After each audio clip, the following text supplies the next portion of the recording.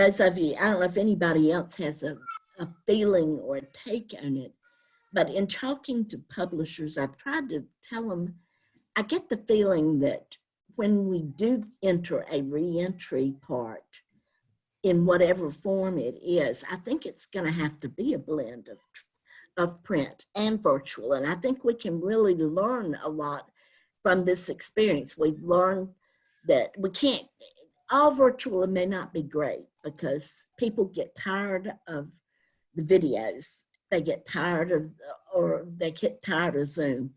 But if we can have a blend of something, that would be really great along the way. Are y'all feeling anything like that? Yeah, Beth, hi. I have mowers outside my window, so I try to stay mute.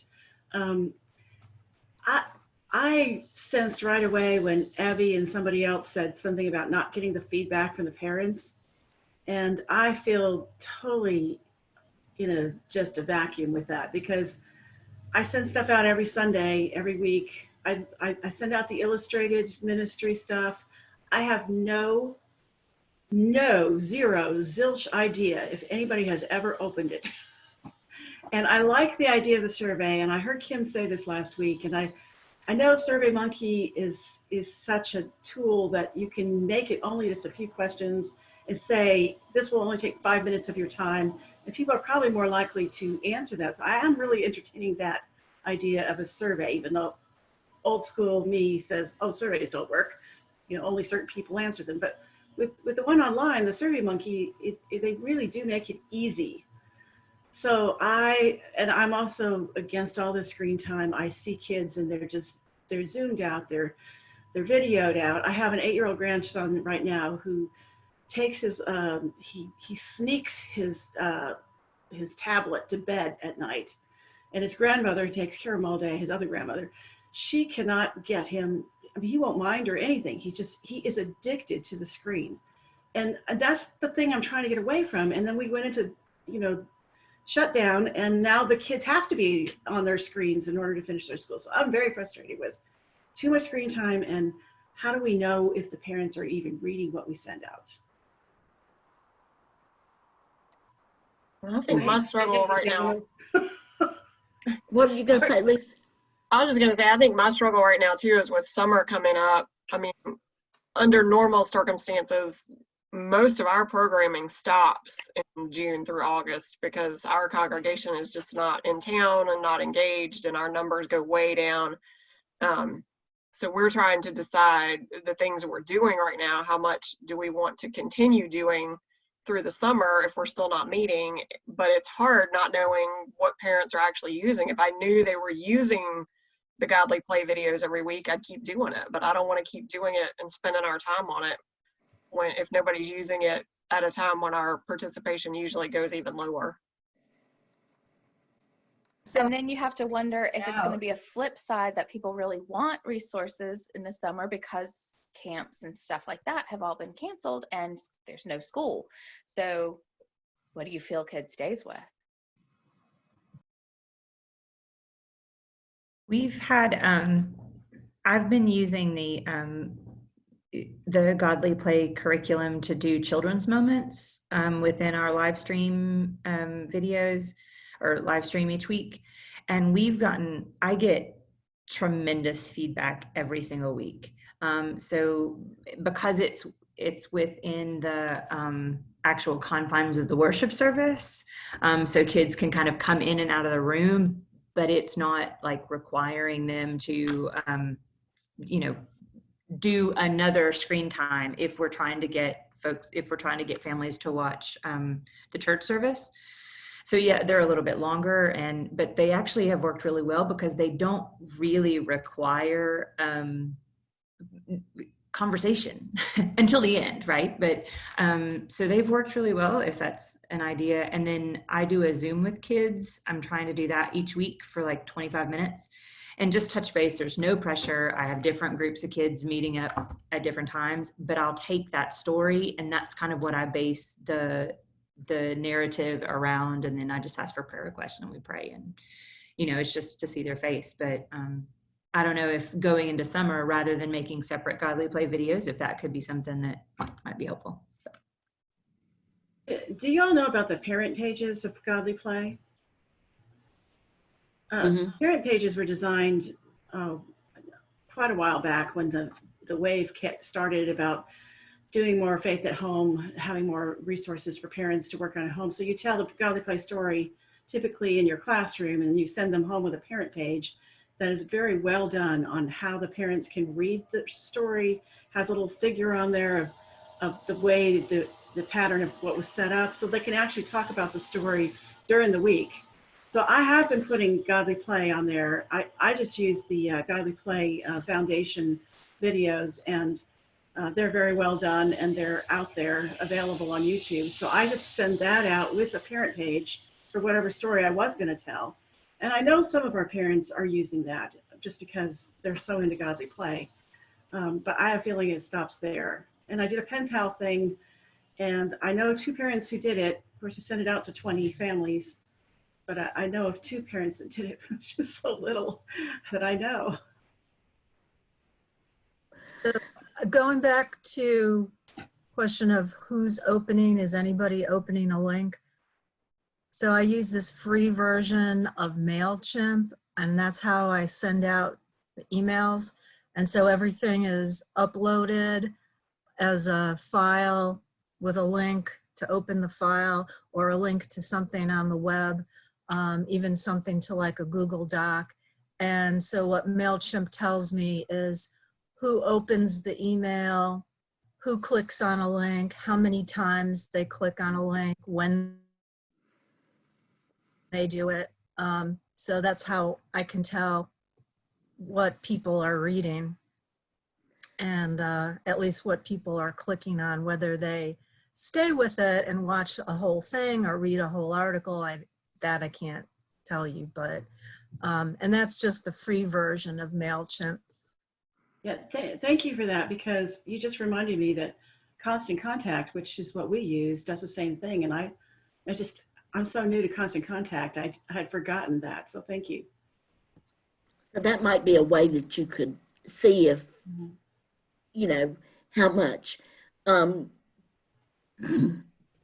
don't know if I think you have to be a member, but they may let you join if you're not a member. Jamie has created a website for Raleigh Moravian's children. And if you join, she's done some incredible stuff with that. And I'm sure if you contact her, she would let you. I feel like she would let you in on the group, because Is that the Facebook page, the Facebook group? Right. And it's a closed Facebook group, though. You have to ask to be a member. But, she's done some pretty incredible stuff, I think, out there along the way. Well, you can just find the page on Facebook, and then you just click the thing about ask to join. Mm-hmm. That's right. And she knows everybody's name pretty much. So she's not gonna, if she sees your name, she'll probably let you in along the way. A lot of people I've seen a lot of readings of books that people have done along the way too, which is, we don't know how much it's being used, but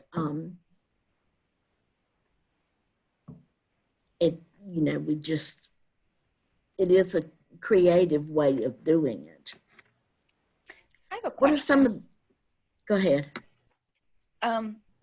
I do our Sunday night gathering with my elementary kids, and I do a preschool gathering on Monday mornings, and then I do a Wednesday, what I call check-in and chat, which is totally fun. Like this week I had everybody bring jokes or a joke book, and we just told jokes to each other for 20 minutes. But my preschool on Monday, I'm not an expert in preschool, and so is there a website or a blog or something that you follow that I might be able to use to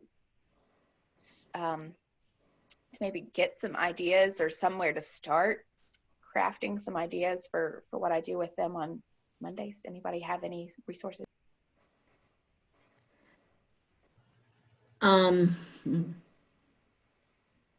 I think Godly Play is fantastic for preschool. So if you can access the videos and play the video for them, and then it has the wondering questions, which are usually included in the video, and then if you know the story ahead of time, you can offer them an activity or send them a coloring page or something like that. But I think Godly Play is fantastic for preschool. And if you have a copy of the new, oh gosh, I'm going to have a brain freeze here. The new PCUSA Bible storybook, Growing in God's Love. They've created the curriculum around it that's coming out in July. That is a wonderful, would be a wonderful way of engaging, because it has the wondering questions at the very end of the Bible story. And I think you could gain a lot through that. I don't know if you have that Bible or not. If you don't, I can get you a copy fairly fast. Would you get me one, Beth? I will. And it would be useful because the curriculum, I have seen the curriculum, and it is phenomenal. It will be out in July. And I think it looks really good. And Elizabeth, the Thoughtful Christian is doing weekly webinars on their curriculum, and this new curriculum on that story Bible, they were talking about it yesterday. So that webinar is still on that, what's it, practical resources for churches or whatever, and they, you can always watch their. And they're actually going to do one that's dedicated just to that curriculum next Tuesday at 7. And if you go to gosh, I'm not sure where, I guess Practical Resources is the place you have to register to get into the webinar. I don't, unless you're a point person, and then you can go to the point, the PCUSA stuff, their part. I'll send it to you, Elizabeth, because you may be interested in that. One of the things that one of the ideas that I was playing around with it, and I don't know how it's gonna go over, but those of you that said you were sending the illustrated children's moment pieces that come weekly out to your families, what I've done with Pentecost coming up is I took their Pentecost coloring page, and I sent it to, y'all have to understand, I'm in a new church start. We've only got like 5, we do have 5 kids in there, and nothing that's being done other than telling a Godly Play story. The virtual worship is really not geared, for the kids, but these kids are sitting there, and I'm going, there's got to be a way we can engage them. So I took the Pentecost stuff that just came out and sent it to the families, and I said, do something with it in the next couple of weeks and bring it, show it on screen, hold it up, your creation of Pentecost and Pentecost Sunday, and we're going to include it in the worship service. And you have to be real creative to do this. We're going to make a litany around it, but not having seen the pieces, it's going to be a little bit tough, but we're going to attempt that. But that way, the kids love seeing their own work or I feel like I'm participating in the worship rather than just sitting there. And that's a way that they can do it.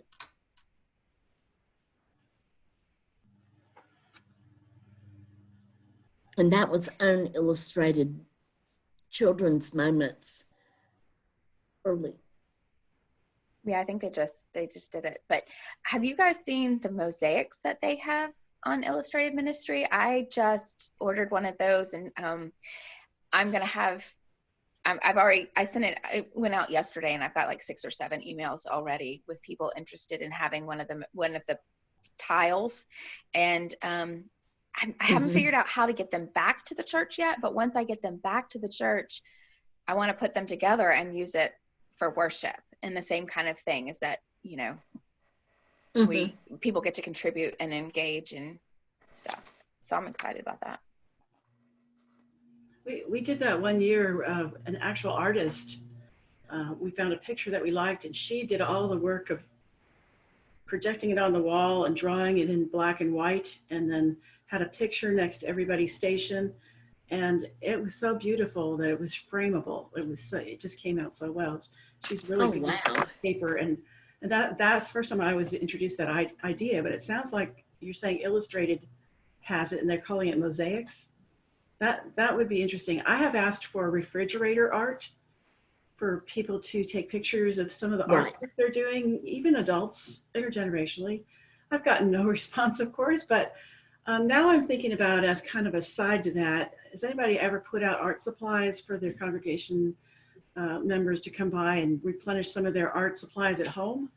I'm thinking about going in there Sunday when nobody's there and getting a cart full of art supplies, and then having the administrator who comes in every day just wheel it out there while she's there outside, so they can come and pick it up and then wheel it back in, and the next morning do it again, and just have it available for folks.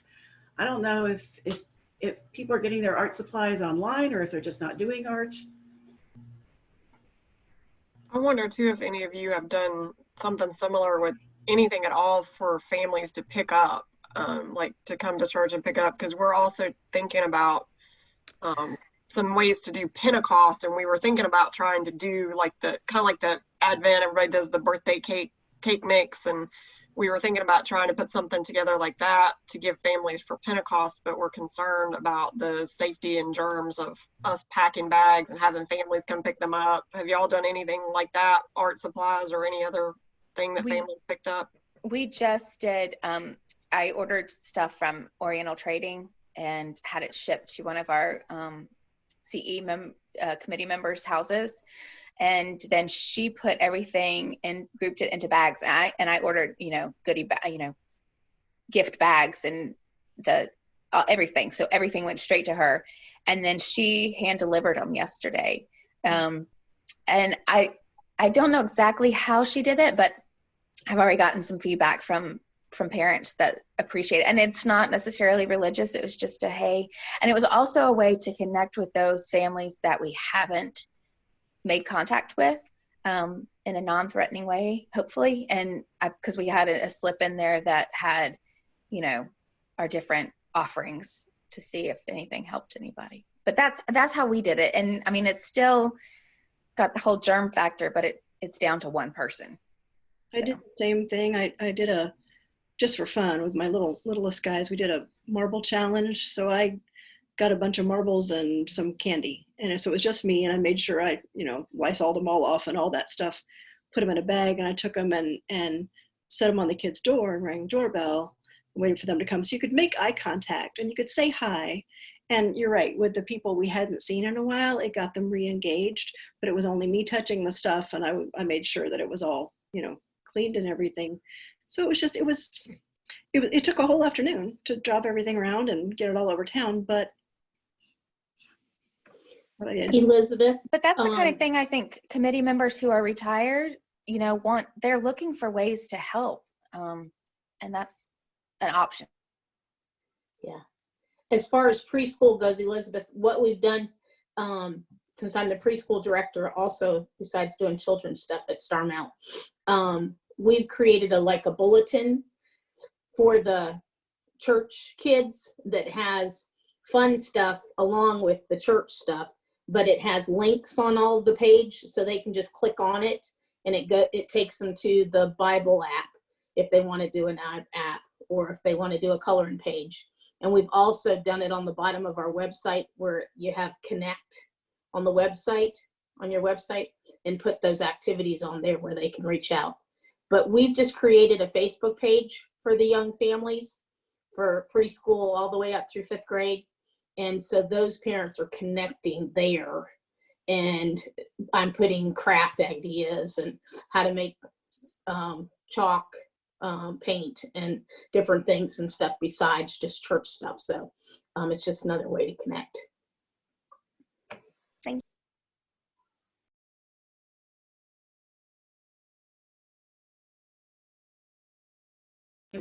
Our ministers had an idea of reading a children's storybook online, and we're just kind of trying to see how that's going to look. And I have gathered all the storybooks, all the children's books that I thought would be appropriate, and then we ran it through a member who's a children's book author, Megan Bryant. And so she took the list and checked with her agent and said, most publishing companies are not going to enforce the copyright right now. As long as it's up for a week or less, don't put it up and leave it up there, but the Facebook page is a good way to do that too. So yeah, good information. But you brought up that a lot of people don't realize that you can't just take just any book and read it and film and video it, or video it and put it out in public domain, because they are copywritten. And I know that the Flyaway books have relinquished all their copyright, so you can do it with those, but be careful not to just, do it with just any book. Yeah, she looked at all the publishers. I had gone into each book and written down the publishers, and she told me that her agent would know if there was a flag, kind of a funny publisher who might just be sticky on this. But she said, no, not to worry. I also feel like there's a way to tell a story. I'm a children's storyteller. So when I see people telling stories online and they're just sitting there, an adult reading a book, and maybe showing the picture and then back, and children want to see the pictures. And so there's a way to put the whole page up there so that you're telling the story while they're looking at the picture. That was the tip I passed on to our ministers. I said, if you're going to tell a story, they don't want to see you. They want to see the pictures, and they want to know what's happening in the pictures. And you need to ask them what's happening in this picture. Turn the page. That's a kind of an anticipation. So, I wonder what's going to happen next, and they'll tell you, and then you read. Oh, it's a sheep. Oh, it's this or that. We actually did that we did it for our grandchildren, but a Zoom recording, so that we could put the slides into a slideshow and then share that on our screen, made a Zoom recording of that. So you got your voice, but the kids are just seeing the pictures. So. Good. And when you say you did that with a Zoom, does that mean, did you record it so that they can, somebody said earlier, I think it was Cindy, that they could come in anytime? Yes. Yeah, well, what do we do? So we just kept it on our laptop, so you could you could send out the actual slideshow, but we created a slideshow in Keynote or whatever, and then did a Zoom recording with our screen shared onto that slideshow, and then sent it out. So Cindy, was it you or was it Elizabeth? Somebody said they did something. I use Marco Polo, Kristina, and it's for my preschool classes. My teachers use it to share if they're doing a sight word activity or something like that. Then the parents can go on it whenever they want to. The pastor has put his chapel post, or I've put on my chapel post on there so that the parents can see it whenever they want to. And then the kids can respond back to you. Like if we put out a challenge of, go out and find, 4 different things that are green in the yard or whatever, then they can come back and show it, and then we can check it whenever we want to. That's the nice thing about that compared to Zoom. Thank you. Can I ask if anyone knows, what is Google Classroom and what would you use it for? I don't know a ton about it, but it's what my, a couple of my kids are using for school. So their teachers have set up a classroom, and they sign into the classroom, and their assignments are posted there.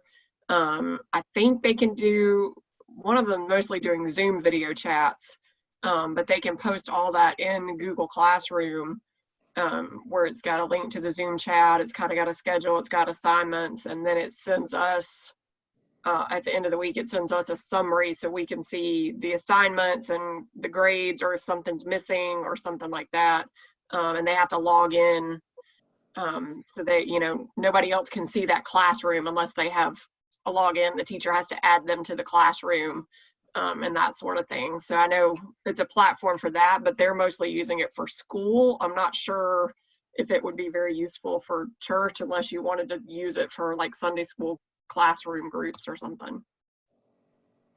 Yeah, that's what I was wondering about, if I'm going to post articles for people to read or links to videos.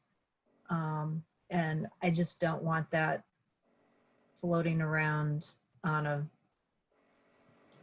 website or Facebook. Although I did create a password protected website page. And so maybe there's no benefit to Google Classroom other than sending people to this password protected website page. Mm-hmm. You could also use a private closed group on Facebook and post things there, and then they could respond. I'm not sure if that fits with what you're trying to do. That's maybe an option. That's what I do with the young families, is it's a private group with their Facebook page, and the Marco Polo is private groups too. Nobody can just pop in. It's very secure. Nobody can pop in and just go into whatever the kids are doing. So like if the videos of the children are on there, nobody can just we've not had any issues as far as hacking into that program or anything. So. Can I ask a question about adult ed? How are your classes going with adults? For one thing, I was also going to ask specifically about Present Word. Our Present Word is not meeting, and they're not interested in doing anything over Zoom. In fact, none of our teachers were, so 2 of our ministers are doing 2 classes. Has anybody got their Present Word going? I'm wondering how we can help them. At Present Word, they have a free link to the lessons that you don't have to be on Zoom. It's just a link. And if you don't have that, well, you should have it, Kristina, because you're a customer. So you've gotten the links in we have a dedicated website with the links, and all of our customers have those links. Okay, I don't know anything about that, so you have to tell me this is the first I've heard of that. Okay. But we can later. Call you. Well, I'm curious. Maybe I can ask Hannah to put in the chat. I'm finding it now. I'm putting it in the chat. Okay. Okay. And if you go to that, it's all the different publishers have different ways that they're doing it. But if you find the one that, if you're using World, you're going to go to what does Sparkhouse give us? You're going to go to what the PCUSA gives us in Present Word. And the link works because I sent it yesterday to somebody, and it's just the lesson virtually printed out. But if if you haven't, most of your people don't have the books right now because they weren't able to get them, but they can actually access it this way. Then if they're going to interact, then they still have to go on to Zoom at that point. Right. If you wanted interaction, you would have to set up a Zoom meeting where you could share the screen of the link and they could see the lesson, but then you could either do, I don't know how big your classes are, you could do Zoom breakout rooms, or you could do, you could do it just in the chat box and respond to it that way. The one thing about the chat box is it's kind of hard if you're managing it the Zoom meeting. If you're the controller, like I have Hannah own this, because if I want something, I don't want to have to go search for it. I want to, you know, while I'm trying to manage the meeting. So she can actually access, like she just accessed the web link thing for us and put it in the chat box. So if you have two people doing it, where somebody can control the chat box and try to field you questions, that's helpful.